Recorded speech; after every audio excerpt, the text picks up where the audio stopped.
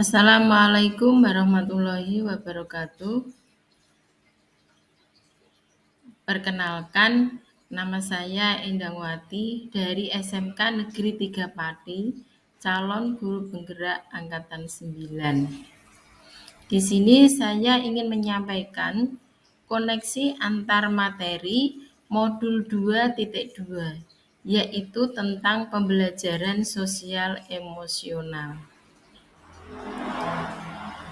Jika kita ingat pada modul 2.1, yaitu tentang filosofi Ki Hajar Dewantara bahwa pendidik adalah penuntun segala kekuatan kodrat yang ada pada anak-anak, agar mereka sebagai manusia dan anggota masyarakat dapatlah mencapai keselamatan dan kebahagiaan yang setinggi-tingginya.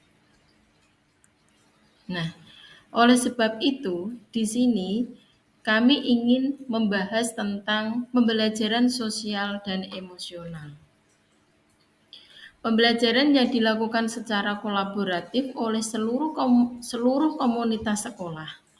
Proses kolaborasi ini memungkinkan anak dan pendidik dan tenaga kependidikan di sekolah memperoleh dan menerapkan pengetahuan, keterampilan, dan sikap positif mengenai aspek sosial dan emosional.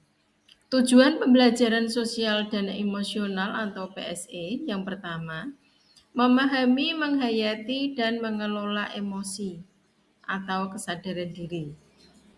Yang kedua, menetapkan dan mencapai tujuan positif atau manajemen diri.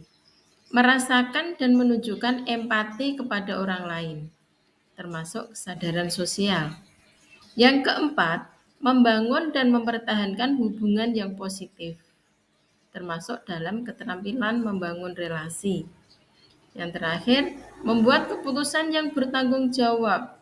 Ini termasuk pengambilan keputusan yang mereka harus ambil sendiri atau keputusan yang bertanggung jawab. Capaian pembelajaran sosial dan emosional yang pertama yang diharapkan adalah menciptakan lingkungan belajar yang aman dan nyaman agar seluruh individu di sekolah dapat meningkatkan kompetensi akademik dan kesejahteraan psikologis atau disebut dengan well-being secara optimal. Yang kedua, meningkatkan kompetensi sosial dan emosional.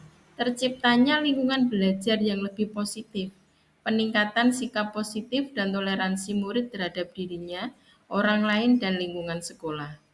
Yang ketiga, menghasilkan murid-murid yang berkarakter, disiplin, santun, jujur, peduli, responsif, proaktif, mendorong anak untuk memiliki rasa ingin tahu tentang ilmu pengetahuan, sosial, budaya, dan humanitas. 5. Kompetensi sosial dan emosional yang sudah ada penjelasan di depan tadi, yaitu ada kesadaran diri, manajemen diri, kesadaran sosial, keterampilan berelasi, kemudian pengambilan keputusan yang bertanggung jawab. Well-being adalah kondisi nyaman, sehat, dan bahagia. Jadi kondisi ini adalah yang dibutuhkan oleh murid-murid kita ketika mereka belajar di sekolah. Kondisi individu yang memiliki sikap yang positif terhadap diri sendiri dan orang lain dapat membuat keputusan dan mengatur tingkah lakunya sendiri, dapat memenuhi kebutuhan dirinya dengan menciptakan dan mengelola lingkungan dengan baik, memiliki tujuan hidup dan membuat hidup mereka lebih bermakna, serta berusaha mengeksplorasi dan mengembangkan. Nah, keterkaitan antar materi ini yang pertama, yaitu pada modul 1.2, yaitu tentang filosofi pendidikan Ki Hajar Dewantara. Kalau kita kaitkan dengan pembelajaran sosial emosional, maka dari filosofi pendidikan KHD bahwa guru sebagai pamong, guru membutuhkan pemahaman dan penguasaan terhadap KSE yang matang, mampu menciptakan ekosistem sekolah yang mendorong pertumbuhan budi pekerti selain aspek intelektual. Harus paham benar dengan situasi lahir batin dirinya sendiri dan muridnya. Murid diajak untuk menyadari mendengarkan, merasakan, mengalami pengalaman belajar yang dapat mengembangkan pengetahuan, keterampilan, dan sikap positif mengenai aspek sosial dan emosionalnya. Keterkaitan selanjutnya yaitu tentang nilai dan peran guru penggerak dengan pembelajaran sosial dan emosional. Nah, guru dapat menumbuhkan nilai dan peran pada guru dan murid dalam pengelolaan emosi, sehingga nilai kemandirian dan pembelajaran yang berpusat pada murid serta peran guru penggerak sebagai pemimpin pembelajaran dan mendorong kolaborasi dapat tercapai dan berjalan dengan seimbang. Keterkaitan selanjutnya yaitu visi guru penggerak dengan pembelajaran sosial emosional, yaitu guru dapat mewujudkan visi yang diharapkan dengan melakukan prakarsa perubahan, dengan memberikan pembelajaran kesadaran diri, manajemen diri, kesadaran sosial, kemampuan berelasi, dan pengambilan keputusan yang bertanggung jawab, sehingga diharapkan dapat mewujudkan profil pelajar Pancasila.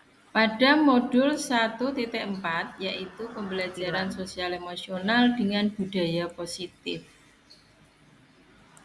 Guru dan murid dapat mengenali dan memahami emosi masing-masing sehingga mampu mengontrol diri dan dapat menciptakan suasana yang menyenangkan, aman dan nyaman yang berpengaruh dalam penerapan budaya positif baik berupa disiplin positif maupun keyakinan kelas dengan sebaik mungkin sesuai dengan kesadaran diri dan manajemen diri. Kemudian modul 2.1 yaitu keterkaitan antara pembelajaran berdiferensiasi dengan pembelajaran sosial emosional.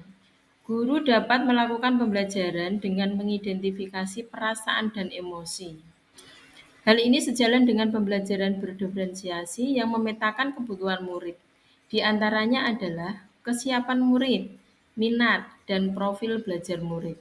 Dengan menggunakan strategi diferensiasi konten, proses, dan produk, sehingga pembelajaran dapat dilaksanakan sesuai dengan kebutuhan murid agar pembelajaran semakin menyenangkan dan dapat mewujudkan merdeka. Perubahan yang diharapkan yang pertama adalah guru harus mampu menjadi teladan, yaitu menerapkan KSE dalam peran dan tugas, menciptakan budaya saling memberi apresiasi dan menumbuhkan rasa peduli dengan teman sejawat.